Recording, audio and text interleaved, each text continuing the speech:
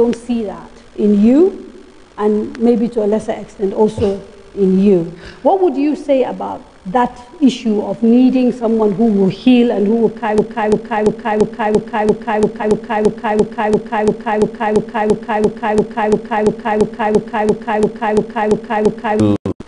candidates in this race who have been to 33 states across Nigeria in the last 9 months.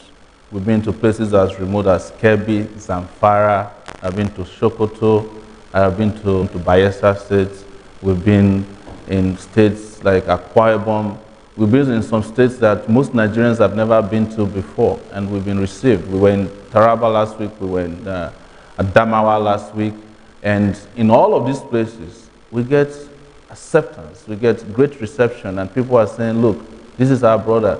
We are the greatest bridge builders you can find in this country today. I have never met Dr. Rufai before, but when we met, it as if we were brothers, and we were wondering, what is it that's been dividing this country for so long? If people can get together,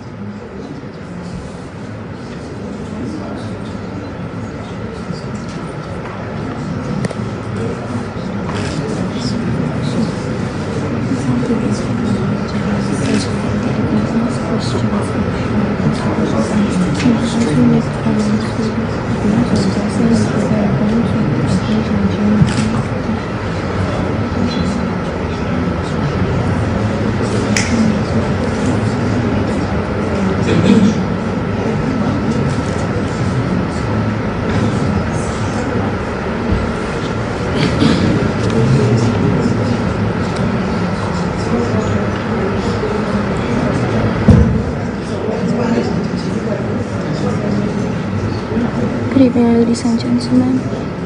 You're watching us live from the candidates. We encourage you, as we have in the past, to go on Twitter and join the conversation. If you're observing any anomalies, any abnormalities, please report it by using the hashtag and engaging the candidates. The presentation of Town Series brought to you by Diary Media and the Nigerian Television Authority with the support of the Rufai Foundation. We are in conversation with the presidential and vice presidential candidates of the Africa Action Committee, Mr. Sowore and Rufai. Now, a quick reminder, those at home can actually take part by sending questions using the social media handles that are scrolling across the street. Those in the diaspora were told there are slight problems with the streaming, but we are doing our best to fix it as quickly as possible. Now, before we went away, there were two questions. One was on growing wealth, and I think the second question is the one that I mentioned. So maybe we could start with growing this country's productivity. Thank you. Welcome back. We've just been told that people can't hear us, so we hope this technical issue will be fixed so that we can be talking. So with regards to population, we've passed that period in the history of mankind that population can become a liability. Some of the fastest growing nations in the world, like China and India, are relying on their population to become wealthy.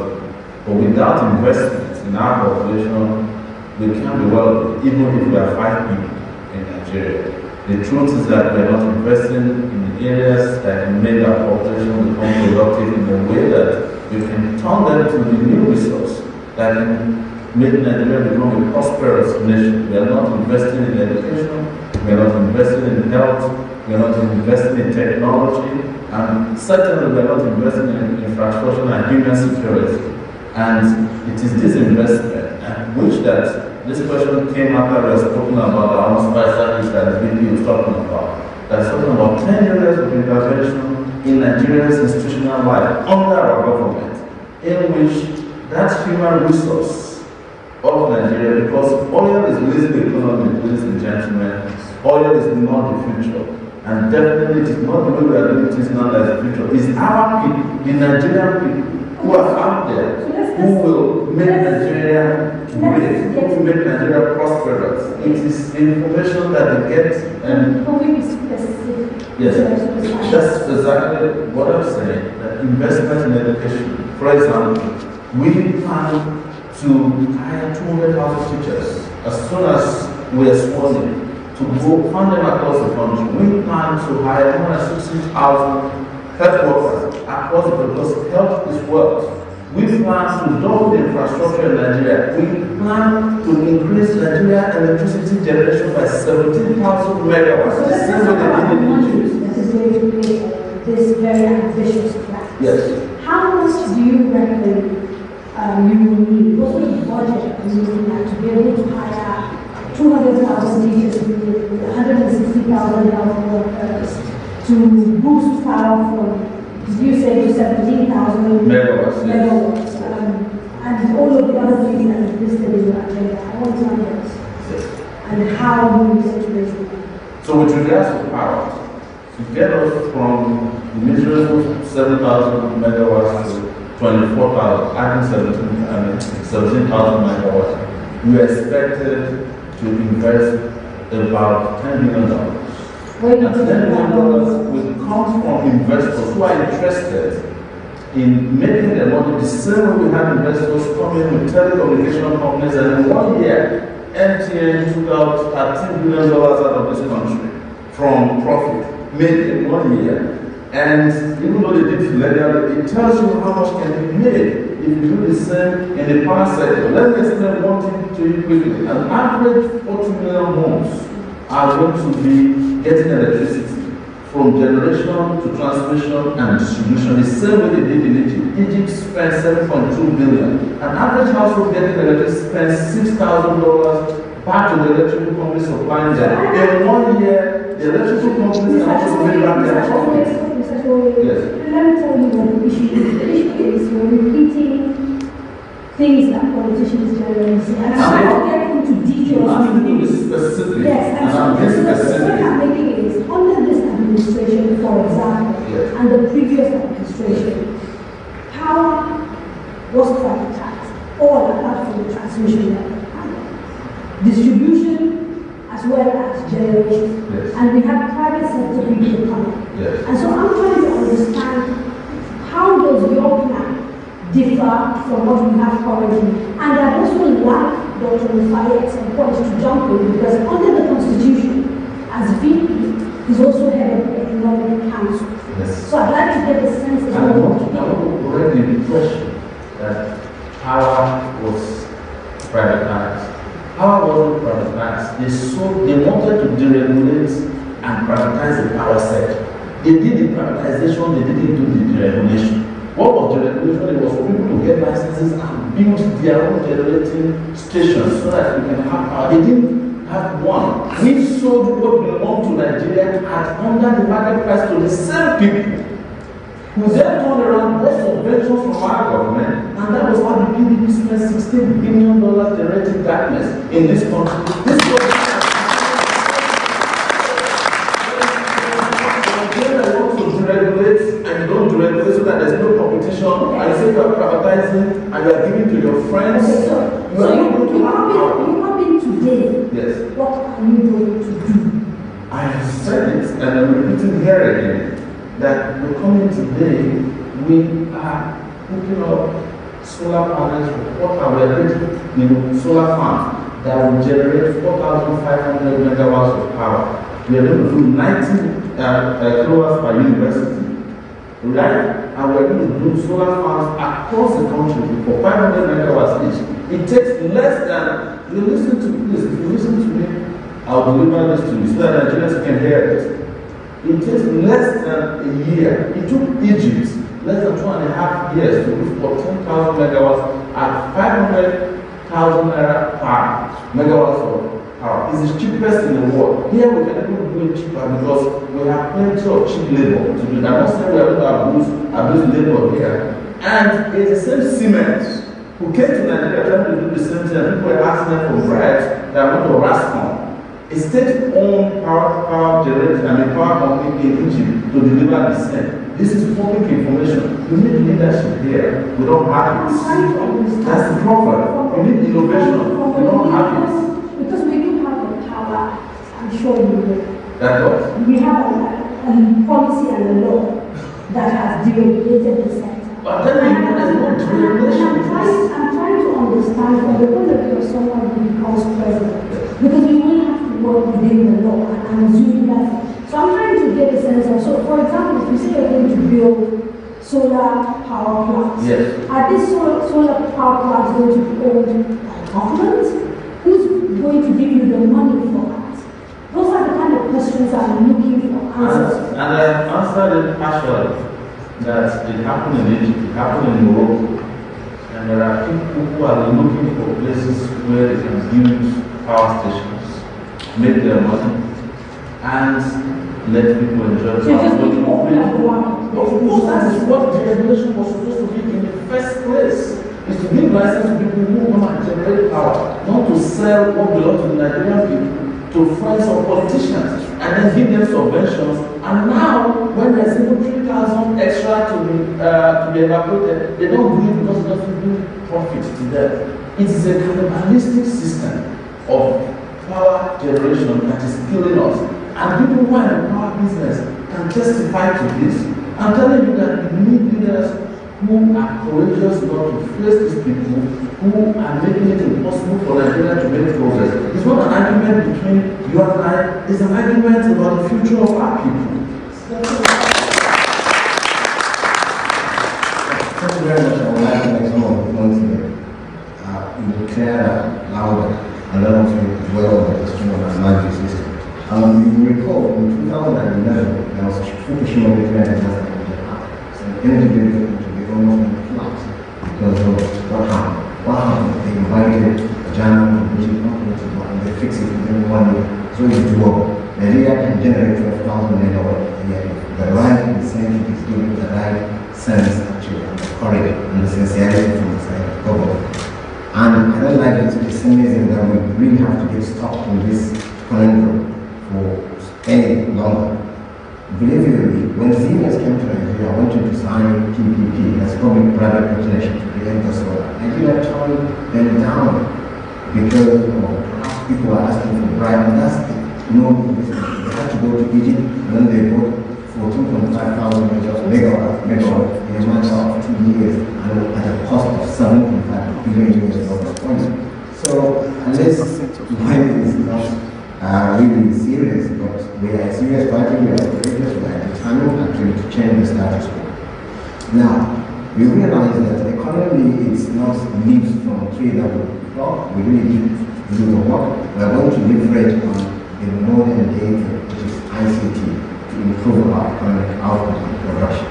We realize that California now is one of the richest part of America and richest part of the world because of IT giants like that, Google, eBay, Amazon, and so on. Nigeria also has to catch up with these actually because gone are the days, and that's why our party came up with this vision for Nigeria that really be internet connected. And sometimes they call this just formal internet people, and it's no longer a apps to bring coders into Nigeria to develop our people. In healthcare, it's now the in thing. People create clinical decision support system apps that help our diagnosis to go better. Okay, let me go straight into your manifesto because I think the details that I'm looking for I can find in there, and then maybe we can have that conversation.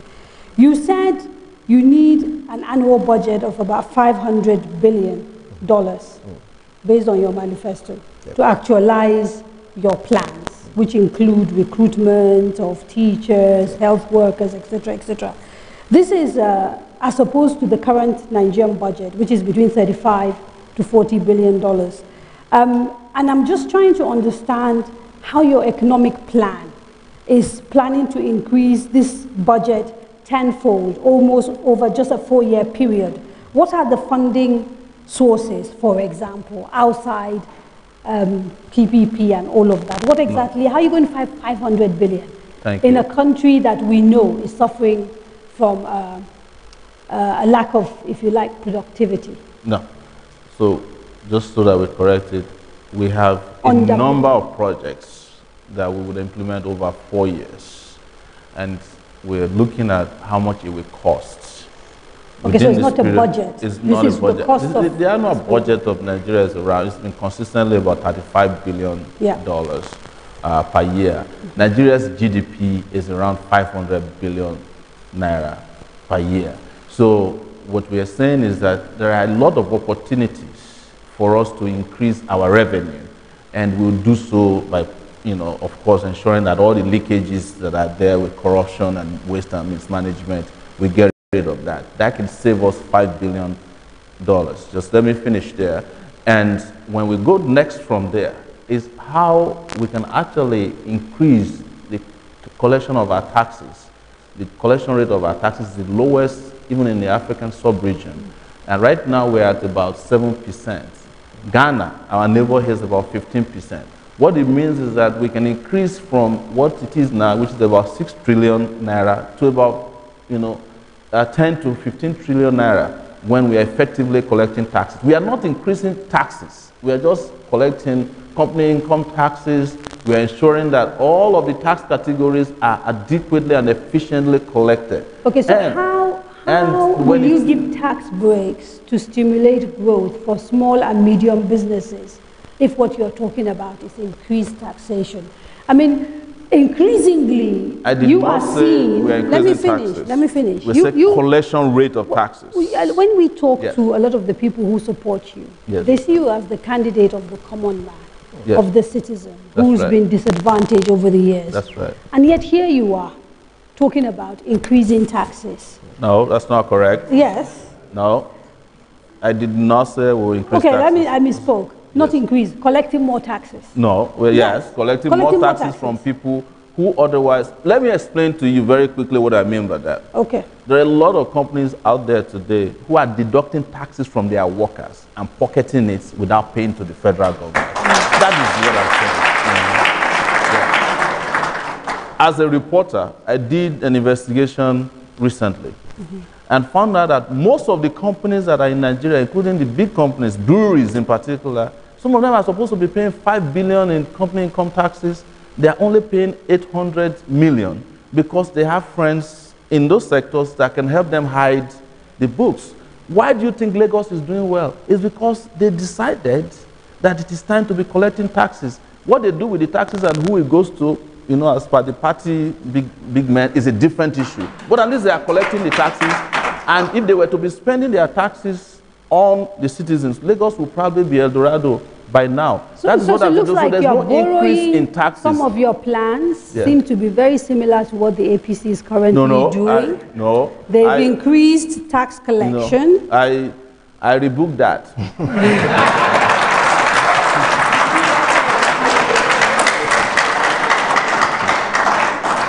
Mr. Tunde Fowler, for example, the man in charge of the Federal Inland Revenue, has spent the last 2-3 years doing exactly what you've said should be done, which is getting people who normally don't pay taxes to pay, persuading those that have taken wealth abroad to start paying taxes on their assets, etc., etc. And so, again, the issue is trying to get clarity regarding why your drive is different from what they are currently doing, which has actually seen an increase in collection of taxes. And Lagos, that you give an example of, obviously is an APC state, and everybody is taking a cue from them when it comes to taxes. Well, this is exactly what I'm saying here, is that our own plan is different from theirs, because their own plan is tax collection that is funding special interests.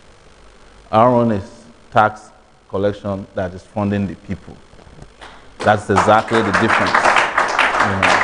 So I don't want to mention Tunde Fowler's name. I don't know him well enough to know how much taxes he's collecting. But if the APC is a party that we know very well, they are probably not collecting taxes from people who are in the APC. They are going after people who are owing taxes who are in other political parties. That is the trait of the APC. That's why I say this is not a debate. They're not here to defend themselves. Yes. So let's focus on your program. They are watching us, trust me. And their ministers were here with you last week. So we watched them last week. We hope they are watching us this time around. Let me quickly ask Dr. Rufai a question that has come from someone and is related to what we're talking about. Amamata Suleiman writes and says, how do you plan to sustain the salary package of 100,000 of minimum wage that you have promised? Yes. Amamata Suleiman. Maybe Dr. Rufai. Oh, excellent. Can answer that question. I like the question, and this is not going to be anything near or close to what APC, does or is doing. Yesterday they passed through this Council of State 30,000 as a minimum wage. 27,000. What we have, 27,000. What we have is actually not a minimum wage, but a living wage. That's why we put it to 100,000. And you realize, if you can help me do the math, an average worker is likely to spend at least 1,000 naira for feeding on daily basis, and then to transport himself to work, and then to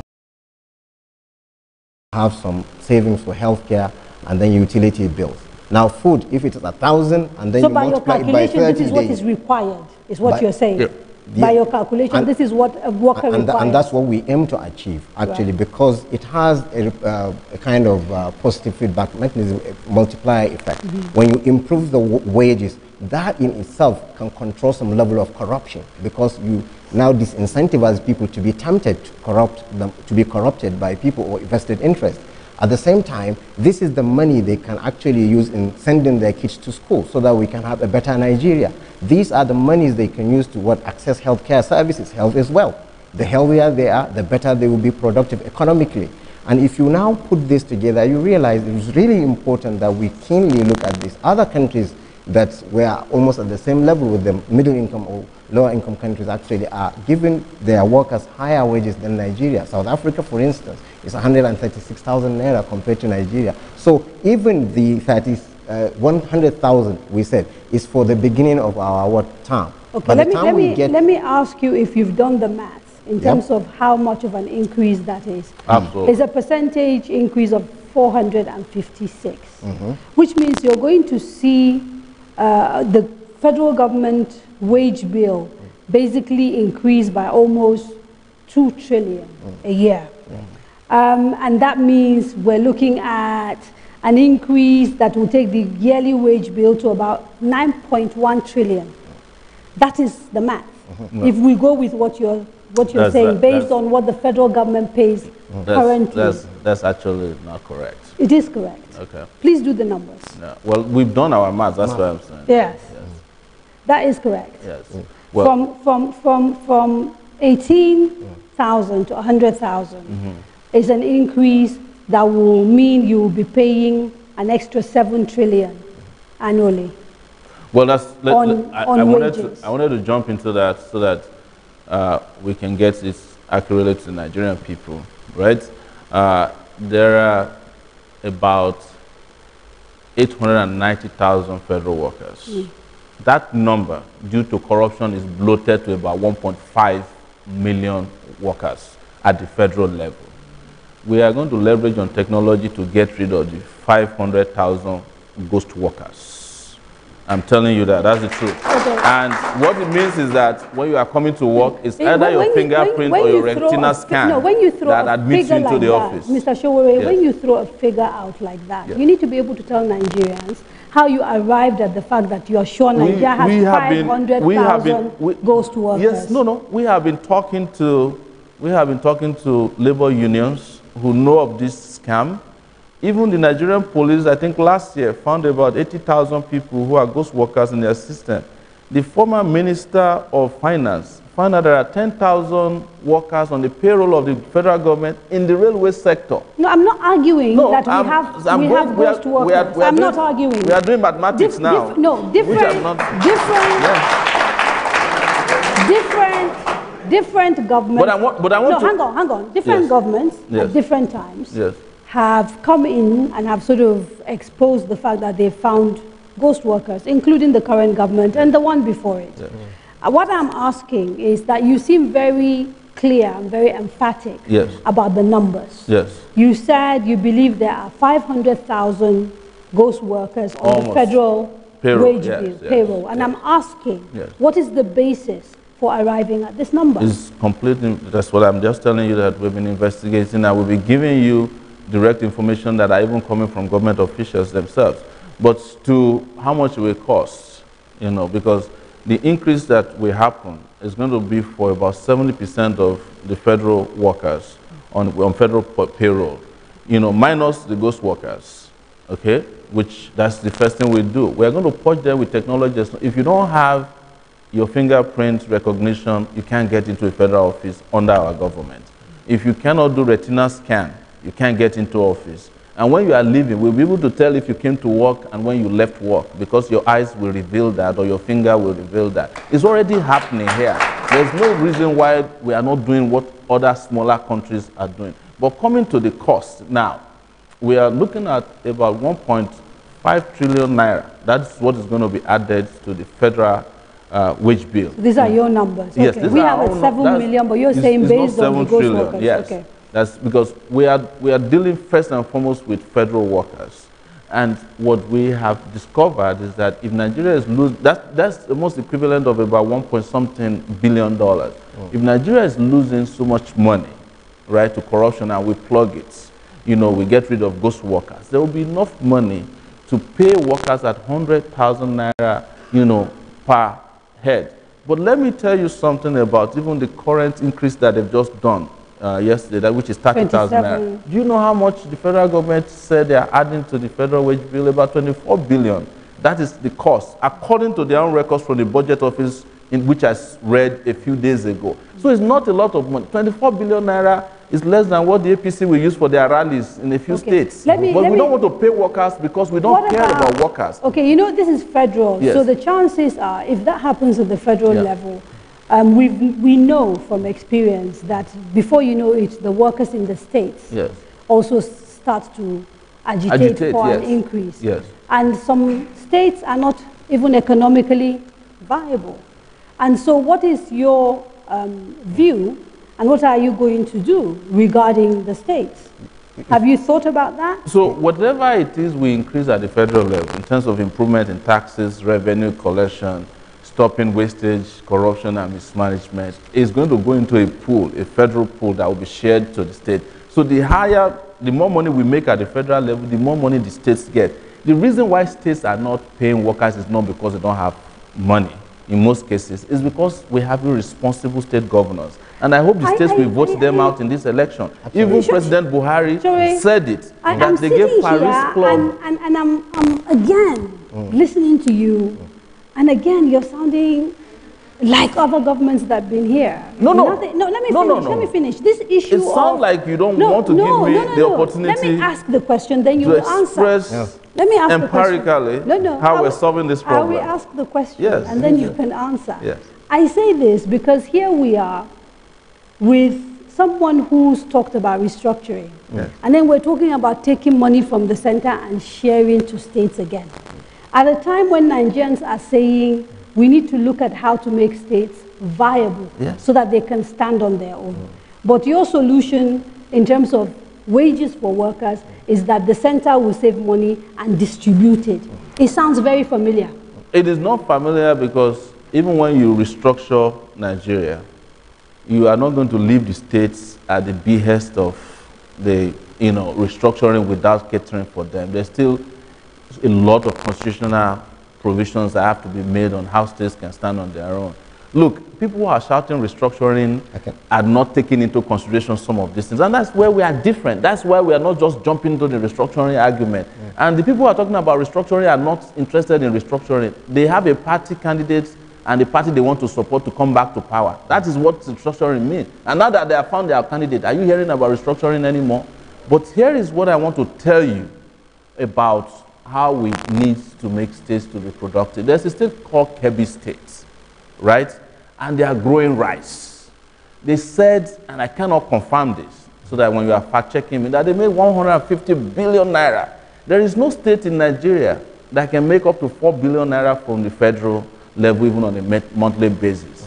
But the truth is that a state that became creative and innovative growing rice is making enough money to take care of its people.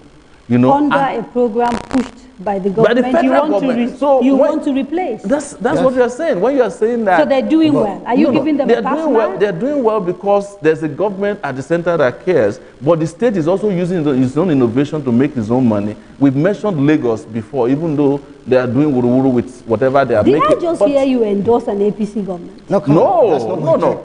There's no APC government anywhere. We are talking about things that are working with Nigerian people's money. The money at the central bank is not APC's money. It's the money of the Nigerian people. So if we are using it and directing it to the farmers in Kebbi State, they don't carry APC party cards. They are innovative, hard-working Nigerians who have always been rice farmers, who have been abandoned, but when they got the necessary boost, they are working to do what they need to do. So don't make it sound like it's an APC idea. We are talking about how it is not. In fact, if you look at the APC manifesto, you can't find growing of rice there. It's true. And there's nothing in their manifesto that says we grow rice. They are just doing trial and error. Anything that works, it says their own. Anything that doesn't work, they attribute it to someone else. Okay, all right. Unfortunately, I'm going to have to take a quick break, and we can carry on when we come back. Don't go away.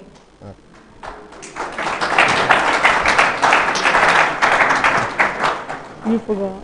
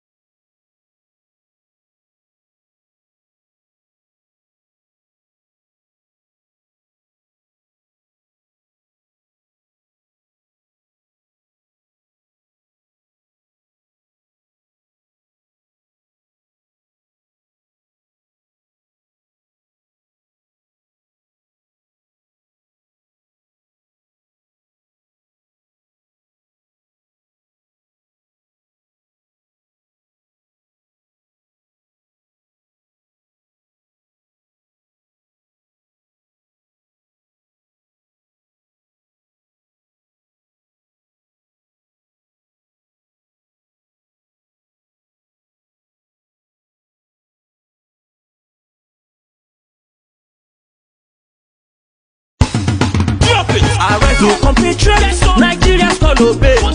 TV and over Fed ruling class did not only create wealth for the minority, their friends, cronies, and stalwarts, and hunger for the majority, but also created a people who see themselves as hungry Yorubas, hungry Igbos, hungry Hausas. The Sims have succeeded in creating hungry pastors and hungry imams. All this in the bid to crush the resistance by the hungry people.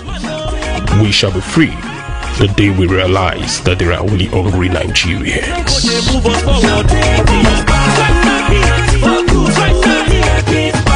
Take it back, action! Drop it! The TV and over Fed ruling class did not only create wealth for the minority, their friends. Do the four and then come back to the panel. Yes. Good evening, Nigerians and the AAC presidential candidates and his vice. Okay. My name is Princess Halima Jubri.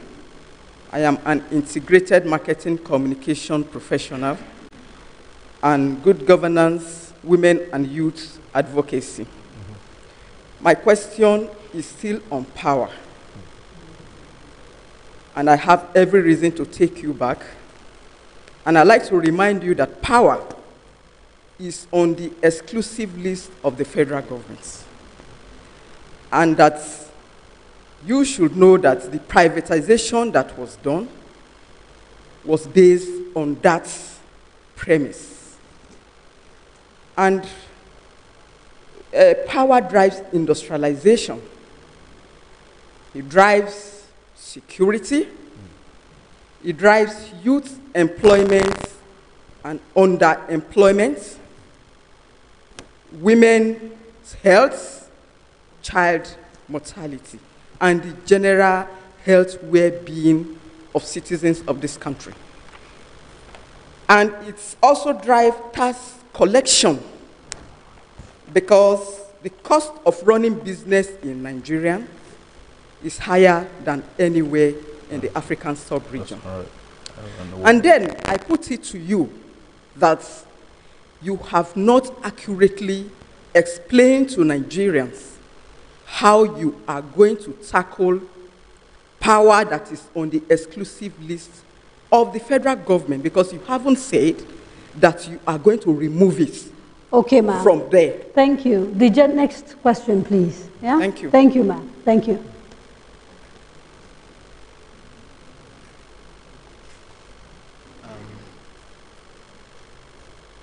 Good evening, distinguished Nigerians, candidates of the candidates on the podium. You will agree with me. My name is Segun Awosanya, a random ordinary citizen of Nigeria. You will agree with me that a few misconstrued social constructs must be redefined historically, holistically, in our polity for Nigeria to thrive. Namely, education as against indoctrination, erudition as against loquaciousness, leadership as against showmanship, and finally, success as against self-genocidal toil for unsustainable quick wins or gains. Let me put this to you.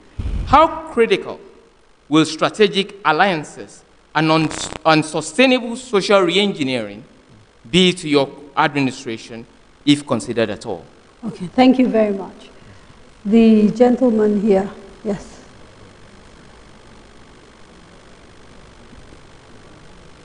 I hope you're taking notes of all of this. Yes. Good evening. My name is Ike Deze Ike. I'm a project manager and IT consultant. My question borders on human capacity development. I want to ask, AAC, what plan do they have for young Nigerians? Today, the United States is doing well because they invested so much in their human capacity development. We see little or nothing from governments, from the previous government, current government, in developing people, developing the youth, developing the minds in Nigeria. So what do AAC, what are they bringing For young to people. Nigerians Thank you. in relation to government-aided skill centers? Thank and- you. Thank you. Thank you. The last gentleman, then we'll come back to you.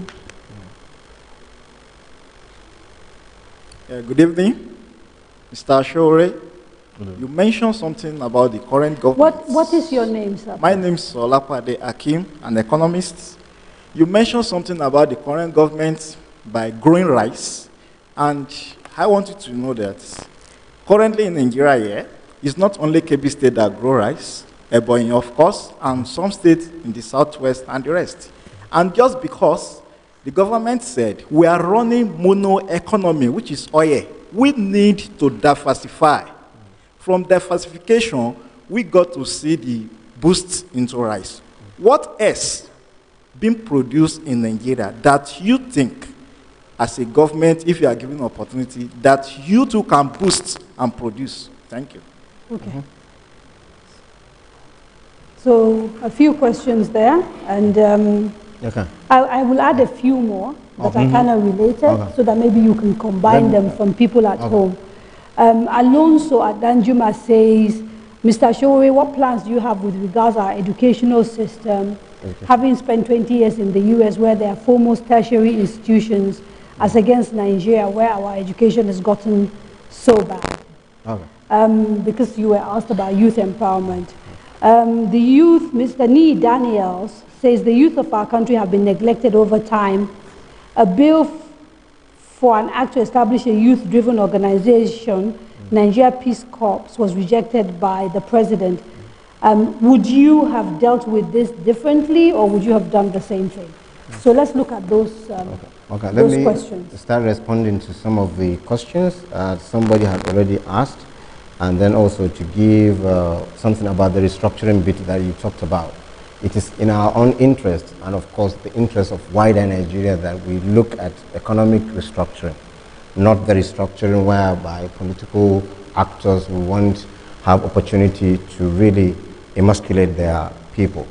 You realize that there's a culture of perverse incentive in this country, that even when the states are bailed out by the federal government, they ended up actually investing the money where it shouldn't be.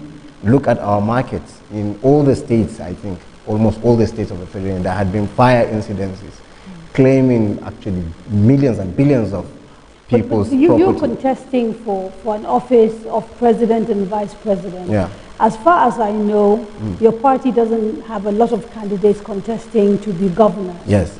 And yet, you know, you seem to be talking to me about To the the role states. of state governors. Yes. There's not much you can do about that, even if you are president and vice president. You can actually Because there's- leverage on their competitive advantage actually to provide them with incentive to grow and partner. Look at the state you come from, Zamfara. There is no local government in Zamfara state, 14 of them most without gold deposits.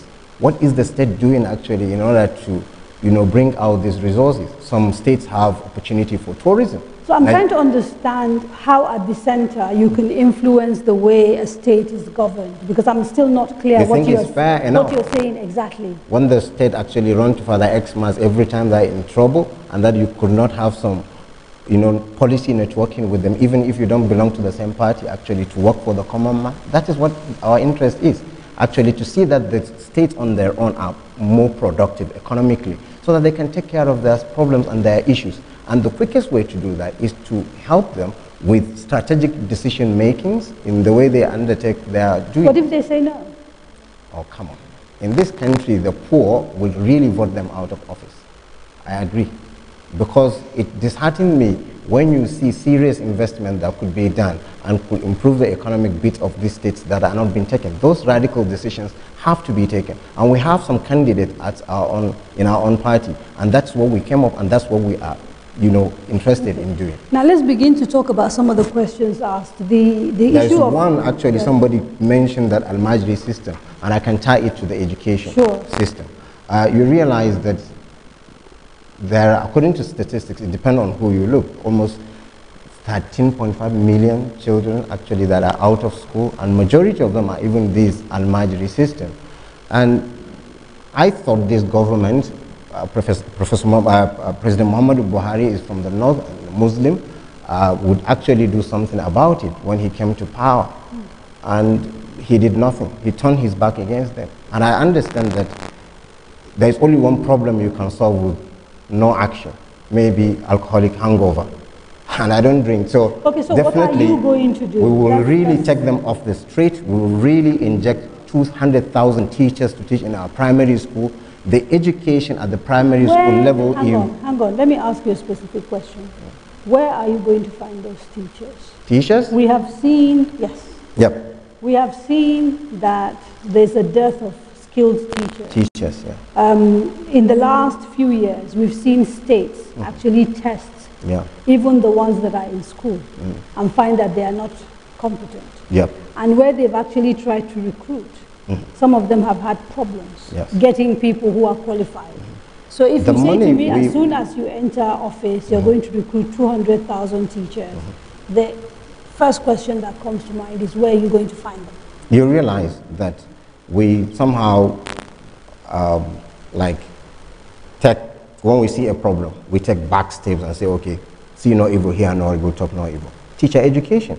These teachers can be put to good use when you incentivize and then you put a lot of resources actually to re-education of the teachers as they go on. So it won't be an immediate thing, then you first have to re-educate them before you employ them.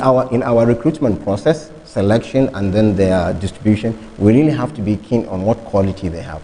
But there are a lot of Nigerians that are roaming our streets that are not employed, and they have the certificate and the right aptitude to teach in our primary schools. And the Quranic school education, you realize actually there are a lot of ulamas actually that are keen actually to see these children being reabsorbed into a formal teaching. Will you put into education? Look, if Nigeria would go, which it's unlikely, actually broke, one area that I'm sure everybody will be interested to put his last kobo is education and healthcare. Yeah, but I'm saying, because when we did our research, Nigerians across all the regions we've been to, they're interested in having a good healthcare system and then education.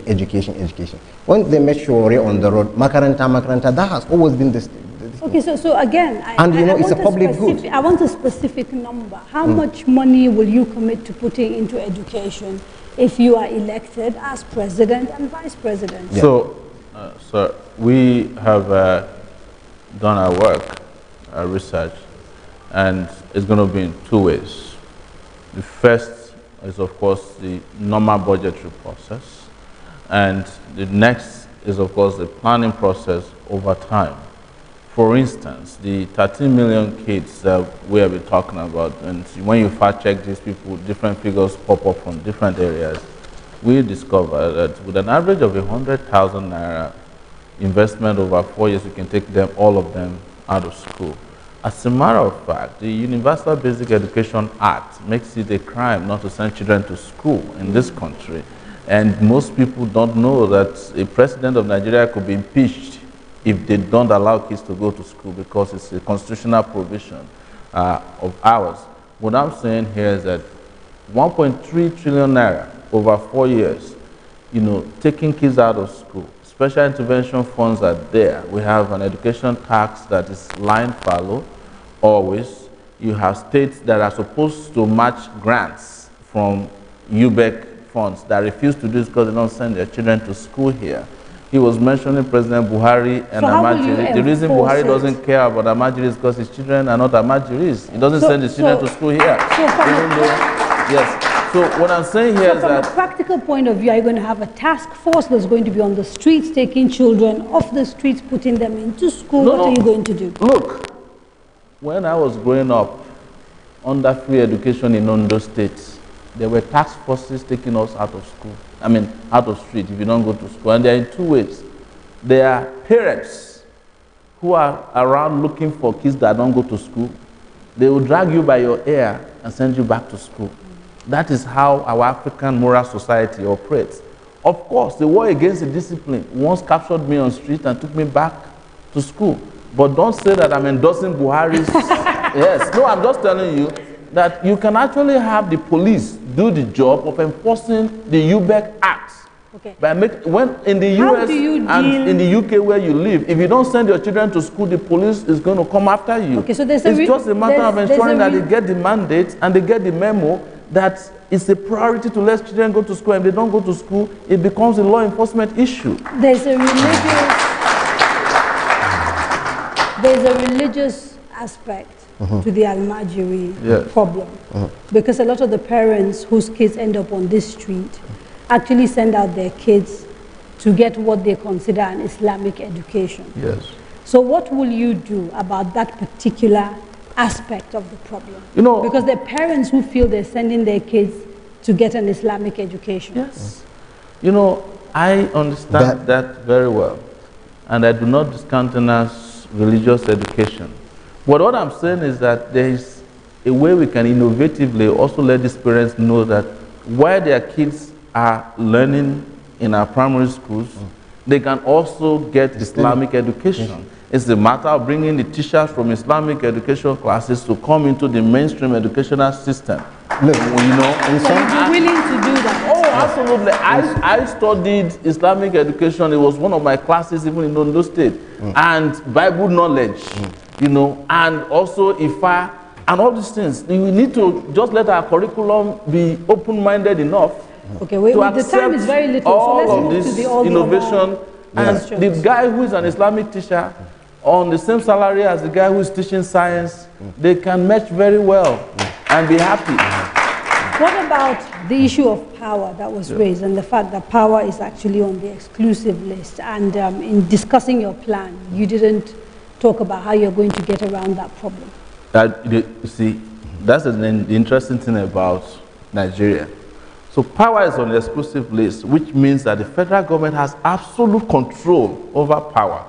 But when it is time to sell assets in the power sector, it becomes a private issue. In fact, people tell you that government have no business in business. But when it is time to pay to power companies, power that they supply, they give the invoice to the federal government. I am interested in ensuring that there's power. Whether it is exclusive or inclusive, whichever list it can belong to, as long as the President of the Federal Republic of Nigeria, I can light up this country. It will be a legislative agenda that I will discuss with legislators at the National Assembly that, look, the most important thing is not the language in which we couch where power belongs, but how our people can get electricity. That is what is most important to me. You know, but what I'm saying here, and let me land, what I'm saying here is that this idea that we are deregulating and privatizing a sector that suddenly is also still in the exclusive lists, and the federal government is not supposed to say anything about it, is the oxymoron of the power sector. It's not oxymoron in my view, it's abracadabra. They don't want there to be light in this country. We have paid for it. Where did the 16 billion naira that the PDP spent on power come from? The federal government. But nobody is holding the private sector responsible for darkness. It's the federal government that is responsible for the lack of electricity in this country. The federal government better guide its loans, recover what it needs to recover. What our people need is light, not excuses and where it belongs. And it sounds great, you know. But you know, hang on. It sounds great and populist, and you'll get your applause. But when you're in government, they're practical. Let me finish. This is what they always tell us. I'm going to ask the question. There are practical issues. There are rules. There are policies that guide these things. And to be able to change those rules, you must either go to the National Assembly or find a way to get people across. And so her question is still valid because the federal government remains in charge. And so when you talk about deploying farm, solar panels and all of that, there are real practical things to be dealt with in terms of who is allowed to do what. Exactly. And that is really her question. How are you going to get around that particular fact? But that's what I'm saying. It is still the duty of the federal government. The federal government is still the authority in charge of granting the power for people to generate electricity. It is still the federal government. It is still the federal government that is in control of the TCN, what they call the Transmission Company of Nigeria. So the federal government has not lost the power to power up Nigeria to the extent that I should be sweating about the legislative concerns about that. We have enough power as the federal government to light up this country. We've looked at the laws, we've looked at the rules, but the rules that nobody wants to talk about is the people who are sabotaging our ability to generate electricity, and as a result, we can't industrialize. Our children can't go to bed to do their homework because there's no light. We cannot have an economy that is built around darkness. That is the truth. She said it, that in this country, the cost of production is the highest because we don't have electricity. Let me ask you a question. Yes. What are your thoughts on the current complaints about low tariffs from the supply side? Will you address steady power supply first, or will you increase tariffs first? No. Because, you know, there's that issue of what comes first. Is it the chicken or the egg? Because the current distribution companies argue that they are so regulated that they cannot charge what is a commercial rate for power. And that basically stops them from being able to invest and be able to do what they need to do. So I'd like to hear your thoughts on that. So the interesting thing is that it's a very simple issue. There's a consumer, who is the demand side, and there's a supply side. Do you know what is driving tariffs up? It's because they want to collect more than they are supplying. Just come on, give people prepaid meters. An average household in Nigeria consumes about 6,000 naira electricity per month. But the power companies, being the greedy people they are, want to collect 20,000 naira from you. If they take their 6,000 naira per household or per meter, they still make a profit. They make let me ask huge you a enough specific profit. question. But you cannot continue, let me say this, you cannot satisfy the greed of people who are not interested in getting satisfied. And that's where government comes in. It is not a matter of regulation. Go and ask the power ministry now. The minister of power is looking for a third party to supply meters, prepaid meters to consumers, because they can't get these greedy power suppliers to make it available, even when they are available. Why? Do you know what will happen? At the end of the day, the cost of those third party involvement will still be transferred to the consumer. Whereas, if you don't have special interests who sponsor you to office, who are your godfathers, you just have to be government. You take a stand and you say, sir, every prepaid meter out there must be given to consumer. And if you are not, there are people, plenty of people, who are willing, and I mean it, willing to generate power, willing to supply power for 6,000 naira per household, make enough profit from it, and then everybody will be happy. But it makes, you're making it sound like these things are difficult. But I'm looking at it from the point of view of what is easy to do. I am trying to understand the practicalities of what happens if you are elected and tomorrow you're president of Nigeria. Because it's not going to be tomorrow, it's going to be February 16th. And you're president, and there are these distribution companies, they're already in place. They've bought all these assets. They're responsible for distributing power within certain areas. Geolocation has their location. So I'm trying to understand from a practical point of view, you get into office, what exactly is going to happen? And I'm not sure I'm clear. No, I'm very clear that the day I get into office. What will be your relationship, for example, with the distribution companies? Will you be seeking to take away their distribution licenses? What will you do? If some of them are not even carrying out what they have been licensed to do, we cannot continue to pamper those ones. We take back their licenses. If you are not distributing, you don't sit down on a license and refuse to carry out the service for which the license is met. That is where the regulation was supposed to have. That was why I discussed the regulation earlier. If these license owners had been the ones who are generating their electricity, they would have been eager to distribute it. But because it doesn't belong to them, and they got it They buy it. They banked? They buy it from the generation. They didn't buy anything. These guys they dashed it to them. Some of them are going to jail now. No, it's true. You know, some of them have been arrested for how they duped banks to buy these things. We gave them subventions. This country gave them trillions, almost $1 trillion naira subventions after we gave them the power sector generating companies at under the table, under market value prices. I have been involved in investigating these things. I'm just telling you that probably that's the reason why they will sit up. I'm not going to do any body language governance. I'll be there So you're asking going to go questions. in there and basically disrupt everything. That's what I'm hearing. Why won't you disrupt criminality? That's the job of the executive section. It's the job of president. If there are criminals taking advantage of your people, do you just sit down there and say, because? Final question before we go on break. Part of the problems that Nigeria has, particularly with investors, is that people believe governments don't respect agreements. You have one government come, do a concession, give a license, agree a contract. Another government comes and disrupts it. Yes. And this has a serious implication for confidence. So those investors that you keep wanting to attract, the PPP that you're talking about, get a little bit wary of this country because they think people come and they change things.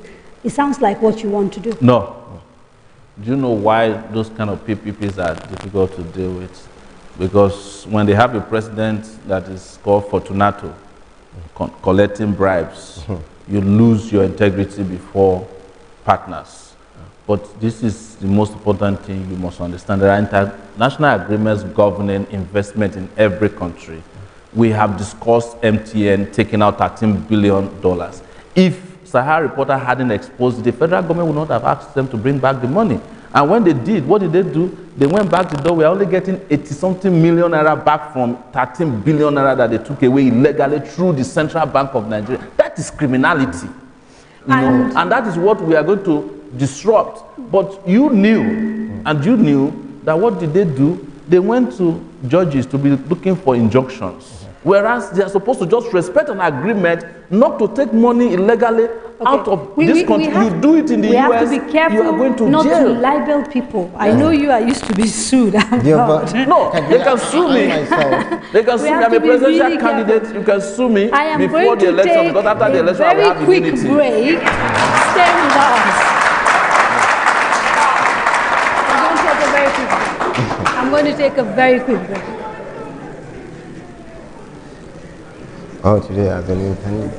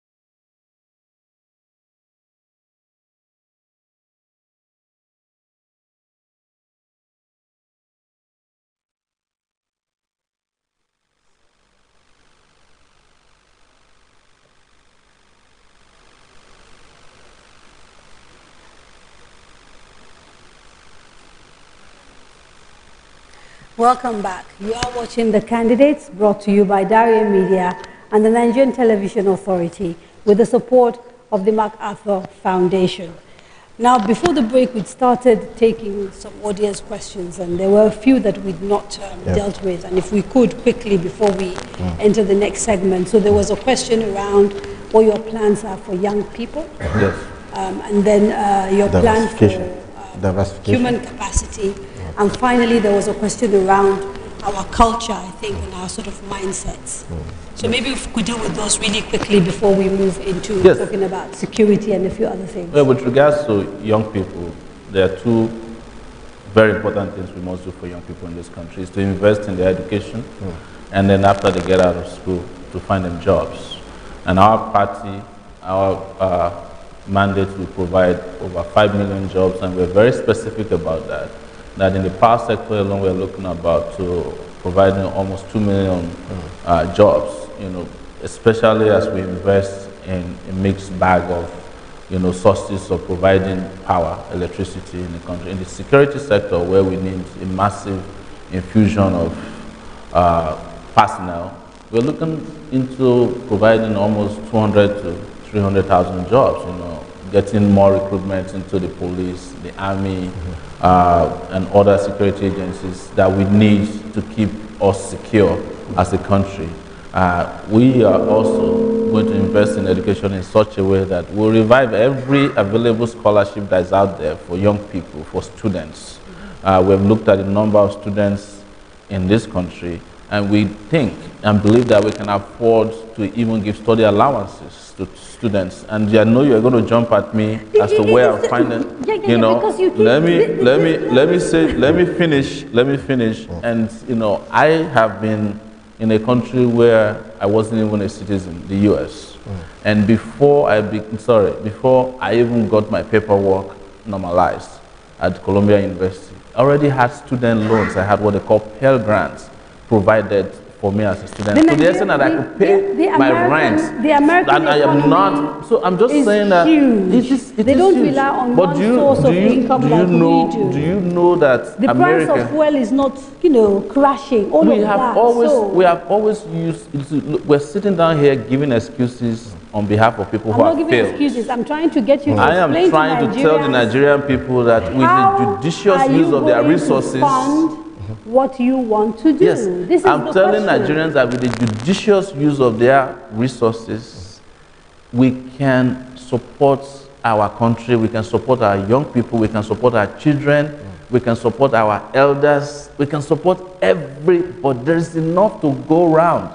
But when you continue to feed the greedy, the needy will always suffer. You cannot satisfy the greedy minority in this country. And so let me ask you a specific question about that minority. I want to jump in with one more thing. Quick question. Yes. The National Assembly. Yes. One of the institutions that Nigerians generally, when you talk to, believe are overpaid and utilize a percentage of our resources that is way over what it is. What are you going to do about that? Exactly where I was coming to. You know, and this exactly answers the question of people who are earning minimum wage and people who are earning maximum wage. The National Assembly, a senator in Nigeria is earning 14 million naira. This is not, I didn't make it up. If you are earning 30,000 naira, their own minimum wage, or the 28,000 naira, 27,000 naira they approved at the Council of State yesterday, it will take you 38 years to make the salary of a senator in Nigeria in a month. A monthly salary of a senator. It takes a Nigerian worker earning 30,000, 38 years to make it. It takes a professor who is earning 450,000 naira per month, almost 10 years to make the monthly salary of a senator. But here, you don't like it when I say that there's money for the poor. No, I want to know what you intend you want to me do to about explain. it. We're saying our problem is not wealth generation in Nigeria, it's wealth distribution. That's our problem. So we are circulating our wealth in the hands of just a minority. Okay, so there are two issues you've raised here, and I'd like you to quickly deal with them. Again, time is a factor. The first is really trying to understand how, as president, you will get the National Assembly to review It's not about... No, because at the end of the day, they make the laws, yes. right? So and the second issue is that you talked about this. Are you saying you are satisfied with our productivity level in this country? Because you keep saying our problem is not wealth generation, it is wealth distribution. So are you happy with our productivity? The productivity will happen when we invest in our people. When we invest in education, when we invest in power. You know, we have a port, a national port that can expand, but it also has become a basket case. So you are there pouring water into it, the National Assembly is taking its own, the subsidy people are taking their own. Until you plug that, you have a whole port, and the port can expand because now there's power, there's productivity, you have students who are going to school, and you can then be looking into a future of a knowledge economy, where information, because that's what I want to get to. Somebody asked me here before, you know, what other products can you do after rice? No, I'm not after cocoa or gold. I'm after the knowledge of Nigerians that we can sell into the future. You know, because if you look at even the stock markets of major countries in the world, it is not cocoa and rubber that they are selling. They are, you know, Amazon is there, you know, Microsoft is there, Apple is there. If you invest in our universities, FUTA can produce one student, that is the Federal University of Technology in Akure, or the one in Mina, can produce one student that can innovate to the extent that we can have a Facebook founder in this country that will be ruling the world. How will you persuade the National Assembly to cut down on the National Assembly, going to their own case, there is no way we can accept an illegality. The allowances they are paying themselves, according to even the laws of the land, are illegal. They are not entitled to more than 1 million naira or thereabouts in allowances. So the mere fact that somebody has taken over the lunatic asylum and is awarding themselves what they like, doesn't mean that it is legal. We can challenge it. We have a court in this land which we can challenge and see how much are they entitled to, how much should they be collecting. If we cannot get them to drop it, the country might as well drop them. That's the truth. Now let me quickly, because the time is limited, Dr. Rufai, security. Okay. Nigeria is facing multiple challenges on the area of security. We're fighting an insurgency in the northeast, Boko Haram. We have bandits and rustlers in the northwest. We have a little bit of issues with farmers and herders in the north central part of Nigeria. There's still a bit of restiveness in the east with organizations like IPOP talking about you know, breaking away and forming Biafra. What are your plans for securing Nigeria? Well, you actually highlighted the fact that we are dealing with hybrids of criminal elements here and there, from Boko Haram in the northeast and then down to the Niger Delta and the agitation of the IPOPs and co. You realize that they have something in common, all of them, meaning there's some sort of complacency at the center, where the generals, the police at the helm of our security have not been actually doing very well to what they are assigned to do. And then if you now unpack other security challenges like the herders and the farmers clash has its own uniqueness in some ways. So you really have to break down what sort of security challenge is and then to actually develop an innovative solution towards it. But the first is actually to know that Nigeria will do better, we will live in peace and progress when we don't condone anybody's crime because he belongs to a certain tribe, creed, religion, or anything. We really have to have a way of bringing people accountable to their crimes, whoever they are. If you take the farmers' herders clash, well, we only have to reflect on what is happening in the Sahel. They have always found themselves in the middle of the desert. They don't have water bodies and so on, but they still produce, they're economically prosperous to some extent. No killing like the scale we have in Nigeria. So you realize in Nigeria, for us to solve the problems of herders and cattle, we need to actually change the way we do agriculture. We need to adapt to the climate change and the issues around it.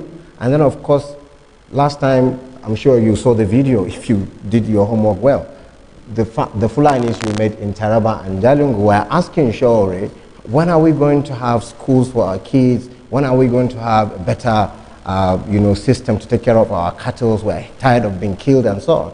Then he said, well, it's the commercial ranching, which has the potential actually for these herders to actually access animal sciences product, meaning the way they could propagate faster and better, they can graze, and then, of course, to get veterinary care from the government at some people, and then some PPP with interested people. Actually, we can actually have commercial ranching. These are likely to fatten their cows to produce more, create a value chain along that axis that can feed us with milk, and there you have more prosperity. Agree, we don't have dams, infrastructure are very few. I am so sorry to keep doing this to you, but that is exactly what this government is proposing. What? Ranching.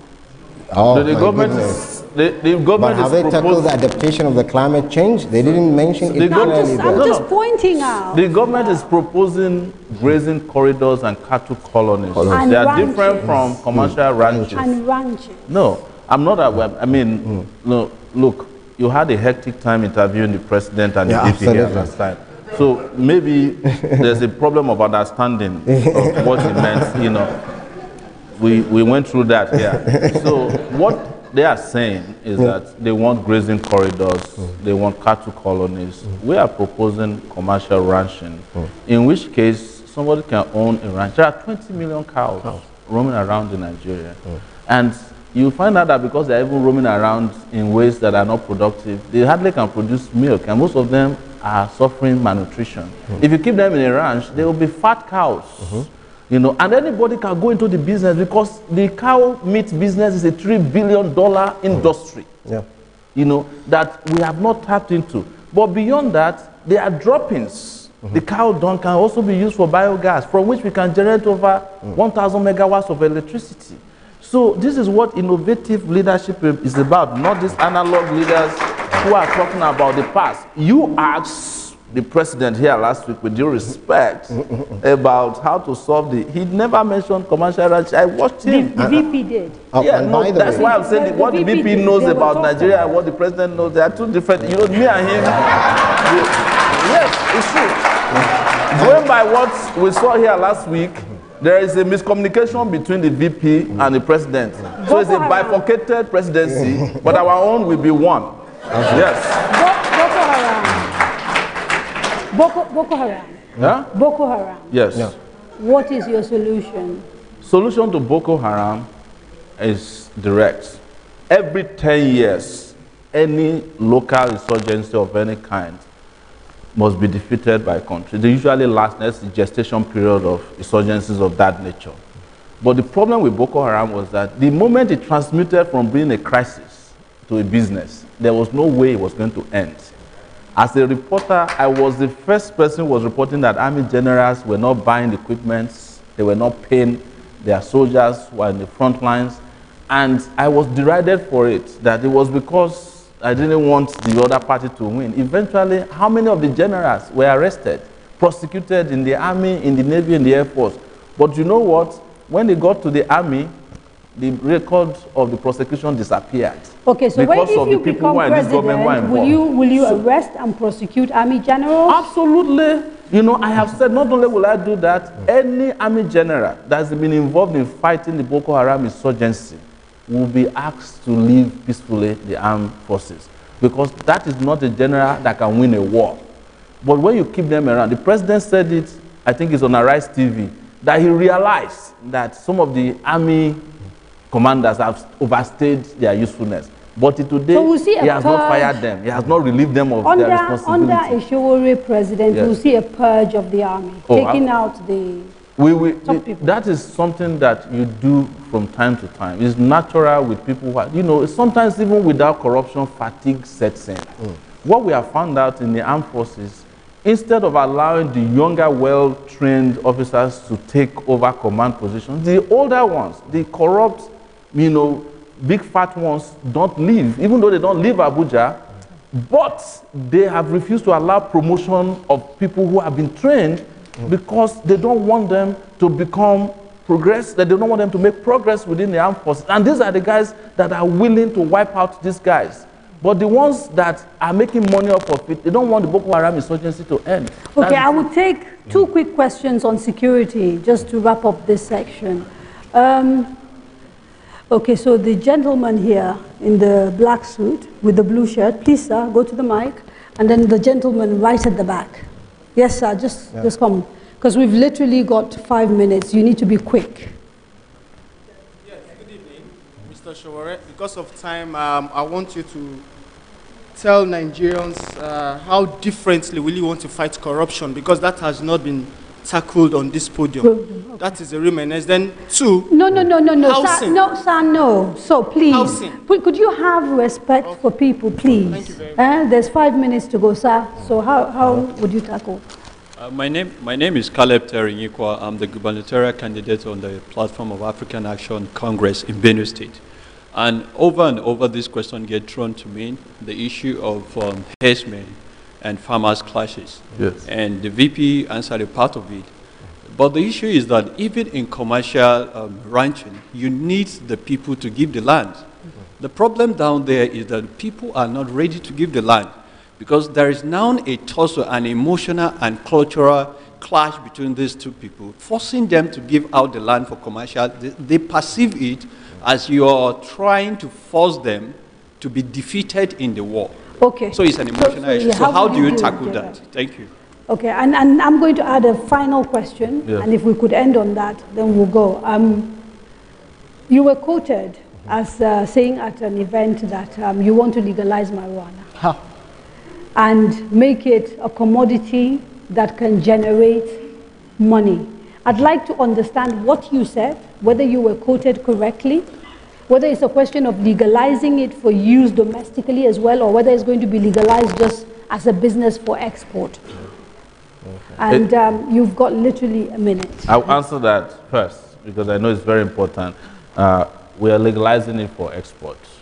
There's a huge market out there for cannabis. The one that we grow in Nigeria is called cannabis sativa. It has a lot of medicinal use. And the only part of marijuana that people worry about is the part that has THC, you know.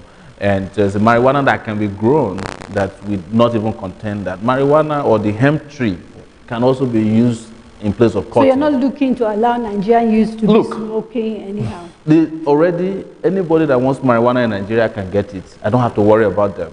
And I'm telling you, it's available anywhere you turn in this country. Marijuana has always been available. People deceive themselves. What I'm saying is that we have NDLA burning 1.5 trillion naira worth of marijuana every year. Canada is in need of it. Let's pack it and send it to them. You know, the US is in need of them, and we can make, and that can help us diversify our economy. By the way, the people of Ondo State can get $4 billion from marijuana in a year at those states, and that triangle, the marijuana triangle of Delta. Are you worried at all that because you end up with a business in weed, you may end up with a situation where in many ways you are enabling a bigger population to use marijuana? Is that a concern at all? No, it's not a concern, because the medicinal value of marijuana, do you smoke? No, I've never smoked marijuana before. Never. But let me let you know. Keep talking in fact, I've never smoked before. I have to come in here. We are aware of the use of illicit drugs in this country, and it's a big epidemic over the last couple of years. But the government of President Muhammadu Buhari didn't do much in that direction, because a report came in 2014 that there was never a time in history when these illicit drugs became cheaper, more available, and in their purest form than that. But the government did nothing in terms of prevention, actually, or enforcing, actually, children and other measures. Then a video came up from BBC as a documentary. You really have very little time. And that actually made Nigerian government to have a knee-jerk reaction. They banned the importation of codeine, I guess, and that created a balloon effect. Now people are sniffing gutters, are doing all that. So the best is actually to tackle the problem head on from different angles. The corruption question for the audience is really important. What are you going to do different from what's happening now? With the use, and we don't have time, with the use of preventive measures. We talk about even paying people living wage so that they don't start thinking about stealing for the future. You know, there's need for enforcement, but most importantly, because corruption is carried out by the highest people in this country are the ones who are the most corrupt. There has to be consequences, for people to know that it is not all right to be corrupt and get a chieftaincy title or sit in front of the church. You will need the judiciary. There are issues that we have heard. So the enforcement will help us even in the judiciary. Look, Nigeria has been playing around with corruption for a long time, but as an individual, I had been fighting corruption for the last 12 years on Sowore Reporters alone. The Chief Justice of Nigeria that is under trial, and I was the first person on Sowore Reporters to put out his account, saying that he has money that he can't explain. Do you know what happened when I did it? The EFCC issued a statement that I was lying. Now, when it is politically expedient, it's undergoing trial. So you know what it is. So, herdsmen clash, I wanted to say about land. Yes. There is enough land in Nigeria that you don't have to force anybody to give you land to do commercial ranching. Why we call it commercial ranching is that if you give up your land, you are protected by law so that nobody takes it from you, Listen, the Redeemed Church, every year, they slaughter over 20,000 cows when they have the Holy Ghost thing that they do, Congress that they do. They can have their own ranch. I make fun of the people in the Southwest. If they kill a cow in the Southwest, only the blood will be left. They eat every part of it, but there's no ranch. But when Awolowo was around, he created a ranch in Akuno. The Calabar Ranch that is there today that is being used for tourism used to be a cattle ranch. Okay, so it's nothing new. We've had a ranches. Final question on that before we go away. Are you at all concerned about the people whose way of life you would be disrupting, who are also Nigerian citizens, so the Fulanis that are used to grazing? Yeah. What are the plans for them? Because once you sort of take away that it's a way of life. We're not taking away their way of life. Okay. I am doing this based on my conversation with a Fulani man or a number of Fulani people who have said that they will be comfortable raising their cows in a ranch. And the reason why the Fulani man is walking around with 400 cows and his children and his wife is because he wants to make money. Yeah. Not because he wants to be lean. If they want to be lean, they can go to do marathons for us at the Olympics. But it's about money and it's about innovation. A Fulani man can be in a ranch and still be walking around in the ranch on the back of a horse. And you would love to see him. They will even become a touristic center where you can go and see the new Fulani man and his ranch and his cattle. You're aware that in the Mambila Plateau, for example, ranches exist. Yes. And yet, these issues that we've had are still ongoing. You've got clashes between Fulani ranch owners and Mambila farmers, leading to hundreds of deaths. And these clashes happen, they die down, they happen historically. Suggesting that perhaps the problem isn't that of people not being in ranches. What are your thoughts on this? No. So how many ranches do we have? And we have also discussed the issue of climate change. Yeah. You have a huge expanse of land also in what used to be Sambisa Forest and beyond, and the Lake Chad region that has been taken over by terrorists. You are not taking back from them. Our own position is that there will be a holistic solution that, we drive Boko Haram out of the place, it frees up the land, almost the size of the state of Virginia in the US.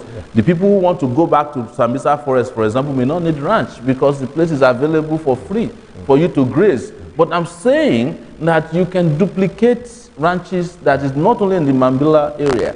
And the reason why the issue of Mambila is different is that people are looking at it from who is superior to who. And this is where you start to talk about the security agencies at the top and how people view them when they intervene when there's a clash. When you see a Minister of Defense acting as if he's on the side of one side against the other, you have a problem. Sadly, we've run out of time. Thank you. And I have to leave it here. Thank you so much, Mr. Sowore. Thank you. And Mr. Hope you'll be there on our inauguration. Yes, and I've been reminded there's a final important question and I need a short answer. If you lose, will you accept the results of the elections? If the elections are free and fair, there's no way we can lose. Definitely.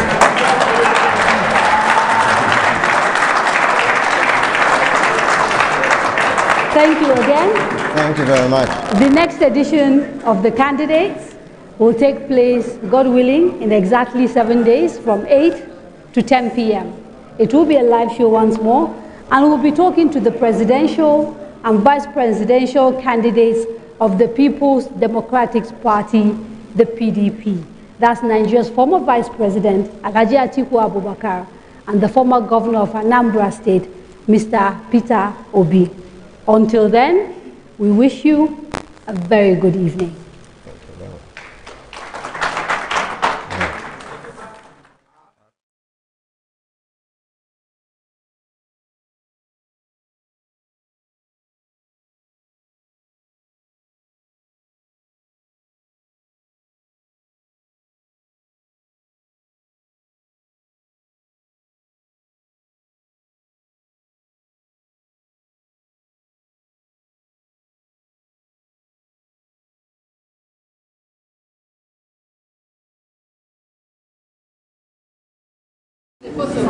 Yeah. It's the first one. That's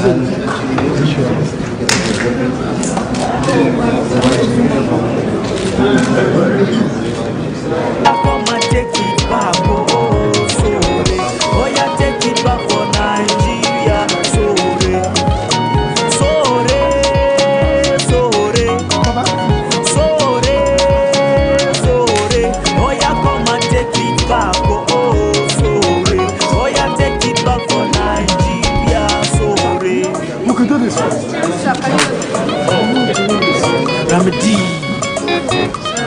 Ha, Lema. Joe Pandit. Sowore, Sowore, Sowore, Sowore. Oh, yeah, come and take it back. Oh, Sowore. Oh, yeah, take it back for Nigeria. Sowore, Sowore, Sowore, Sowore, Sowore. Oh, yeah, come and take it back. Oh, Sowore. Oh, yeah, take it back for Nigeria. Sowore. Take it back to the start. We need somebody correct. Shine the light in the dark to make everything connect.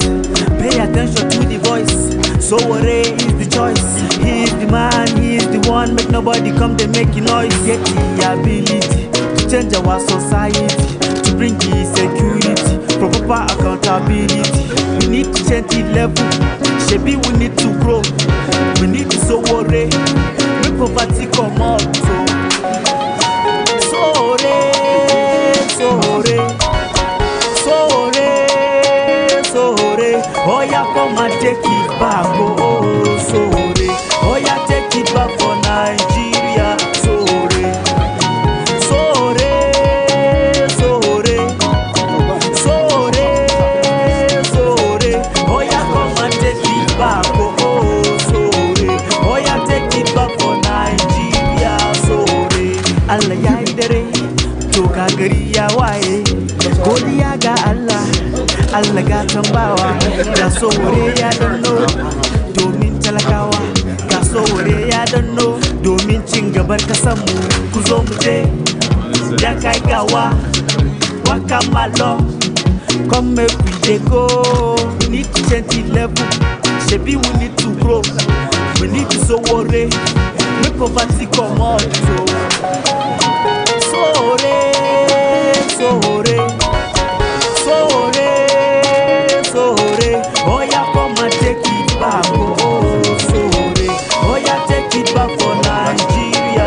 Sowore, Sowore, Sowore, Sowore, Sowore. Oh, yeah, come and take it back. Oh, Sowore. Oh, yeah, take it back for Nigeria. Sowore, Sowore, Sowore, Sowore, Sowore. Oh, yeah, come and take it back. Oh, Sowore. Oh, yeah, take it back for Nigeria. Sowore, Sowore, Sowore, Sowore, Sowore. Oh, yeah, come and take it back. Oh, Sowore. Oh, yeah, take it back for Nigeria. Sowore. Thank you very much. Thank you. Ramadi. Ha, Lema. Joe Bandit. Me? Sowore, Sowore, Sowore, Sowore. Oh yeah, come and take it back, oh Sowore. Oh yeah, take it back for Nigeria, Sowore, Sowore, Sowore, Sowore, Sowore. Oh yeah, come and take it back, oh Sowore. Oh yeah, take it back for Nigeria, Sowore. Take it back to the start. We need somebody correct. Shine the light in the dark to make everything connect. Pay attention to the voice. Sowore is the choice. He is the man, he is the one. Make nobody come to make a noise. Get the ability to change our society, to bring the security, to proper accountability. We need to change the level. Shebi, we need to grow. We need to Sowore. Make poverty come out. Sowore, Sowore, Sowore, Sowore. Oh yeah, come and take it back, oh Sowore. Oh yeah, take it back for Nigeria, Sowore, Sowore, Sowore, Sowore, Sowore. Oh yeah, come and take it back, oh Sowore. Oh yeah, take it back for Nigeria, Sowore. Allah ya yi dare, to ga gari ya waye. Godiya ga Allah, Allah ga tambawa. Ga Sowore ya danno, domin talakawa.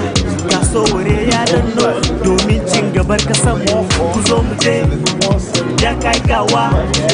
Waka malon, come make we dey go. We need to change the level. Shebi we need to grow. We need to Sowore. Make poverty come out. Sowore, Sowore, Sowore, Sowore. Oh yeah, come and take it back, oh Sowore. Oh yeah, take it back for Nigeria, Sowore, Sowore, Sowore, Sowore, Sowore. Oh yeah, come and take it back, oh Sowore. Oh yeah, take it back for Nigeria, Sowore, Sowore, Sowore, Sowore, Sowore. Oh yeah, come and take it back, oh Sowore. Oh yeah, take it back for Nigeria, Sowore, Sowore, Sowore, Sowore, Sowore. Oh yeah, come and take it back, oh Sowore. Oh yeah, take it back for Nigeria, Sowore. Ramadi. Ha, Lema. Joe Bandit. Sowore, Sowore, Sowore, Sowore. Oh yeah, come and take it back, oh Sowore.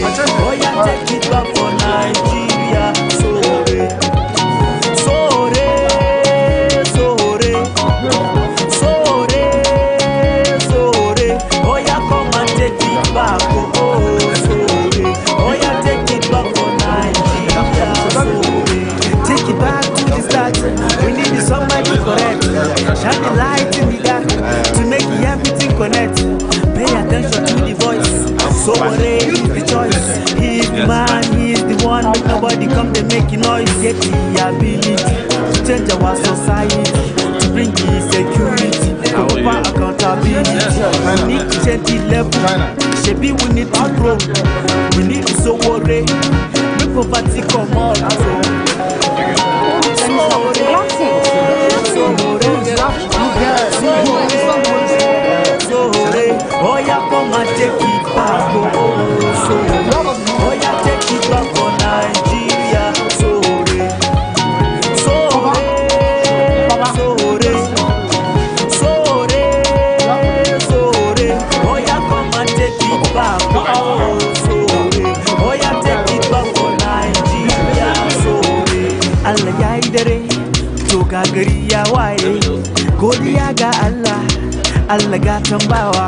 Ga Sowore ya danno, domin talakawa. Ga Sowore ya danno, domin cin gaban kasanmu. Zomde, Yakaigawa, Wakamalo. Come make we dey go. We need to change the level. Shebi we need to grow. We need to Sowore. Make poverty come out. Sowore, Sowore, Sowore, Sowore. Oh yeah, take it back. Sowore. Oh yeah, take it back for Nigeria. Of course. Who is talking about him now?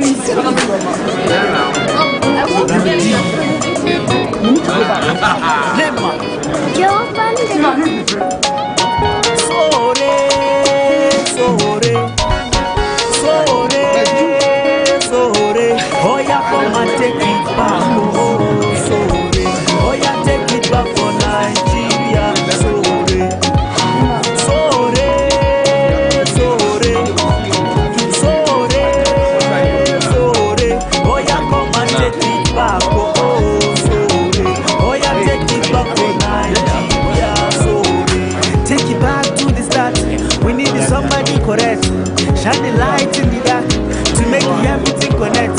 Pay attention to the voice. Sowore is the choice.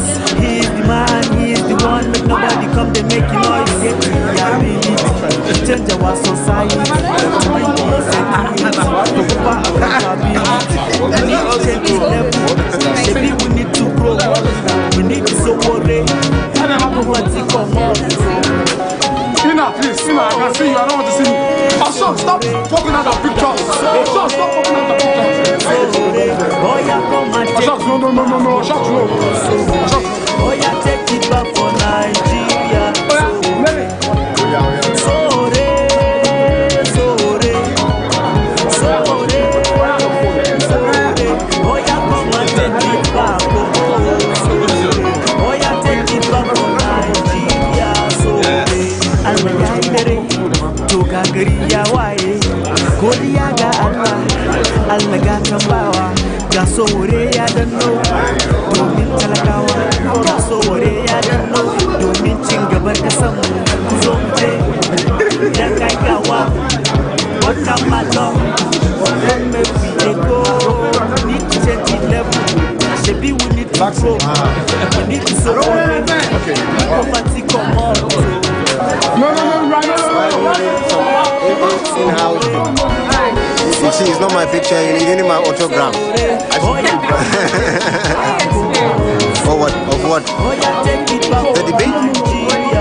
Oh, the town hall? Yeah, sure, it's excellent. Yeah, sure.